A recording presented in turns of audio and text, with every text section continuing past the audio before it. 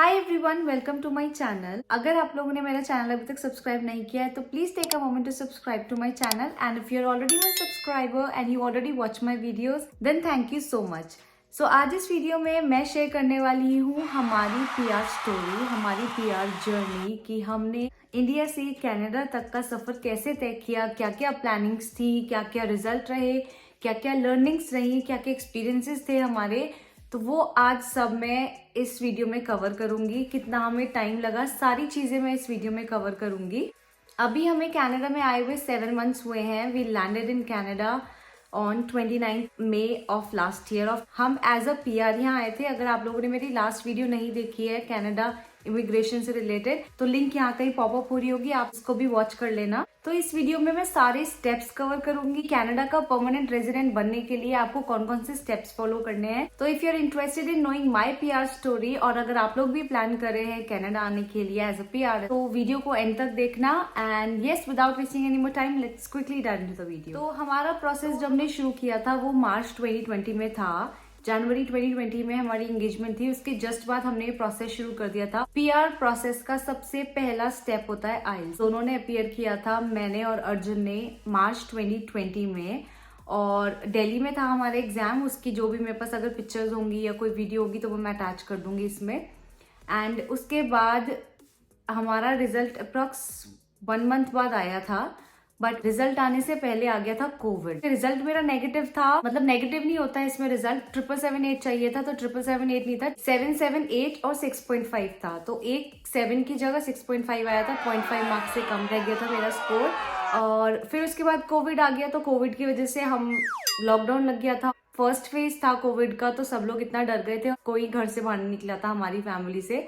तो हम लोगों ने दोबारा आइल्स नहीं दिया था। उसके बाद नेक्स्ट ईयर 2021 में थोड़ा काम डाउन हुई थी सिचुएशन, बट सेकेंड वेव आ गई थी कोविड की।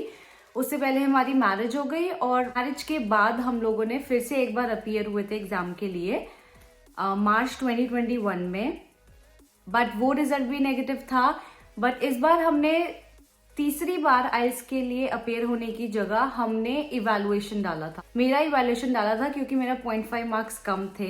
जब इवैल्यूएशन हमने डाला उसकी सेपरेट फी वगैरह गई थी और मैं मीनवाइल प्रिपेयर ही कर रही थी आइल्स के लिए। बट देन मेरे पास मेल आता है कि इवैल्यूएशन में मेरे मार्क्स इंक्रीज हो गए हैं, 0.5 से मेरा स्कोर इंक्रीज हो गया था और जो डिजायर्ड रिजल्ट होता है, डिजायर्ड स्कोर होता है 778, वो मेरा आ गया था। उसके बाद जब मई 2021 में ये इवैल्यूएशन का रिजल्ट आया था तो रिजल्ट पॉजिटिव आने के बाद मई में ही हमने अपनी एक्सप्रेस एंट्री की प्रोफाइल सबमिट कर दी थी। हमने इमिग्रेशन कंसल्टेंट हायर किया था, तो उन्होंने हमारे आइल्स के साथ साथ हमारे सारे डॉक्यूमेंटेशन जितने भी थे, रेफरेंस लेटर और ट्रांसक्रिप्ट, वेस, सारी रिपोर्ट्स हमसे, सारे डॉक्यूमेंट्स हमसे कलेक्ट कर लिए थे। हमने पूरा उन्हें डॉक्यूमेंटेशन कंप्लीट करके दे दिया था ताकि डॉक्यूमेंटेशन में ज्यादा टाइम ना लगे, जो प्रोफाइल हमारी क्रिएट होनी है उसमें ज्यादा टाइम ना लगे। तो मई 26, 2021 को हमने अपनी एक्सप्रेस एंट्री प्रोफाइल क्रिएट कर दी थी। उसके बाद जून 23 ऑफ द सेम ईयर, जून 23, 2021 को हमारे पास ओंटारियो से नॉमिनेशन लेटर आया था। उसको हमें एक्सेप्ट करना था विद इन 30 डेज। तो हमने वो लेटर एक्सेप्ट किया, विद इन 2 डेज हमने वो एक्सेप्ट कर लिया था। फिर उसके बाद हमारा ओंटारियो से प्रोविंशियल नॉमिनेशन आ गया था अगस्त 10, 2021 को। तो विद इन 45 डेज हमारा ओंटारियो से नॉमिनेशन आ गया था, जिसकी वजह से जो हमारा स्कोर CRS बन रहा था वो इंक्रीज हो गया था बाय 600 पॉइंट्स। तो नेक्स्ट ड्रॉ जो भी निकलना था एक्सप्रेस एंट्री का, उसमें हमारा नॉमिनेशन हम 100% श्योर थे कि आना ही आना था, हमारा इनविटेशन टू अप्लाई आना ही आना था। देन अगस्त 10 को हमारा PNP आया, अगस्त 18 को नेक्स्ट ड्रॉ निकला और उसमें हमारा इन्विटेशन टू अप्लाई आ गया। फिर जो भी डॉक्यूमेंटेशन, फोटोग्राफ्स वगैरह रह रहे थे अपने इमिग्रेशन कंसल्टेंट को दिए ताकि इन्विटेशन टू अप्लाई एक्सेप्ट कर ले और अपनी PR फाइल सबमिट कर दें। तो इनविटेशन टू अप्लाई एक्सेप्ट करने के बाद हमने सितंबर 8, 2021 को अपनी PR एप्लीकेशन सबमिट कर दी थी अलॉन्ग विद ऑल डॉक्यूमेंट्स और रिक्विजिट फी।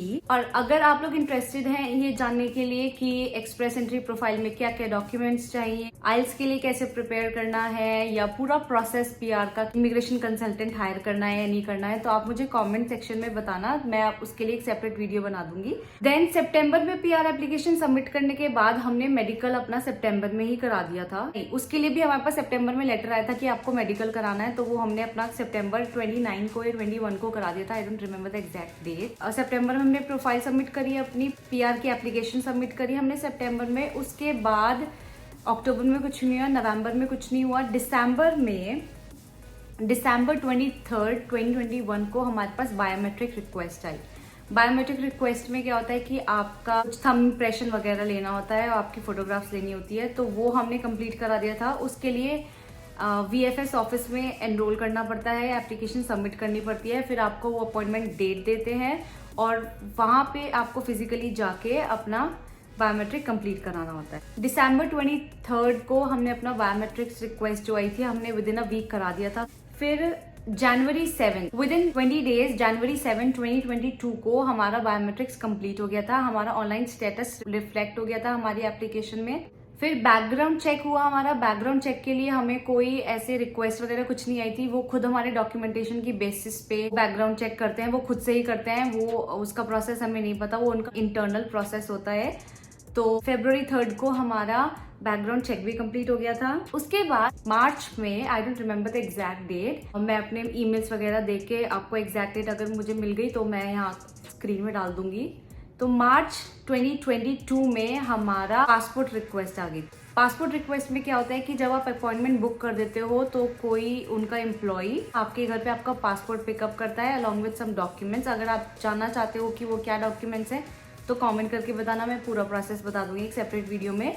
फिर 2 to 3 डेज वो बंदा आता है लेने आपका पासपोर्ट। तो मैंने और अर्जुन ने अपना पासपोर्ट पैक करके अच्छे से सील करके और VFS एजेंट को हैंड ओवर कर दिया था और किसी प्रोसेस में डिले नहीं हुआ। सिर्फ ये पासपोर्ट रिक्वेस्ट वीजा वाले प्रोसेस में डिले हुआ क्योंकि जब हमने पहले रिक्वेस्ट सबमिट करी, ब्लू डॉट का एम्प्लॉय लेके गया था पासपोर्ट हमारा, उसमें जो हमारी फोटोग्राफ्स रिक्वायर्ड थी वो एज पर स्पेसिफिकेशन नहीं थी। VFS की स्पेसिफिकेशंस होती हैं फोटोग्राफ की, उसी के अकॉर्डिंग आपको अपनी फोटोग्राफ्स क्लिक करानी होती है, तो वो हमारे एज पर स्पेसिफिकेशन नहीं थी, तो वो रिजेक्ट हो गया था और इसमें कम से कम 45 डेज लगे थे, हमारा पासपोर्ट वापस आ गया था।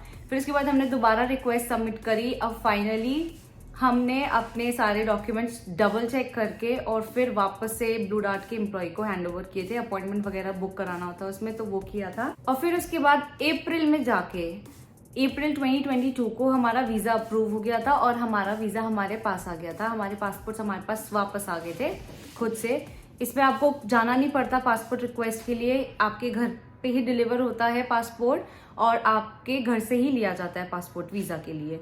तो अप्रैल 2022 को हमारा पासपोर्ट हमारे पास आ गया था along with visa, Canadian visa. फिर उसके बाद हम लोग उस टाइम दिल्ली में थे। फिर हमने सोचा कि अब सब रैप अप करके वहां से जॉब वॉब रिजाइन करके और 1 महीना फैमिली को देंगे। फिर हम लोग फैमिली के पास आ गए थे, दिल्ली से शिफ्ट हो गए थे और मई 29 2022 को फाइनली हम लोग ने कनाडा में कदम रखे थे। ऑल्सो जो हमें टाइम लगा हमारा PR आने में वो काउंट होता है जब आपकी बायोमेट्रिक्स कंप्लीट हो जाती है। तो हमारी बायोमेट्रिक्स कंप्लीट हुई थी दिसंबर 23 2021 को। तो from the date of biometrics हमें जनवरी, फरवरी, मार्च, अप्रैल 4 मंथ्स लगे थे, जिसमें कि हमने 45 डेज अपनी गलती की वजह से वेस्ट किए थे जब हमारी फोटोग्राफ्स एज पर स्पेसिफिकेशन नहीं थी। तो इस वजह से 45 डेज का डिले था। अदरवाइज हमारा वीजा है, कैनेडियन वीजा है, वो हमें विद इन 3 मंथ्स मिल गया था। तो from the date of completion of biometrics 3 months लगते हैं आपका वीजा अप्रूव होने में।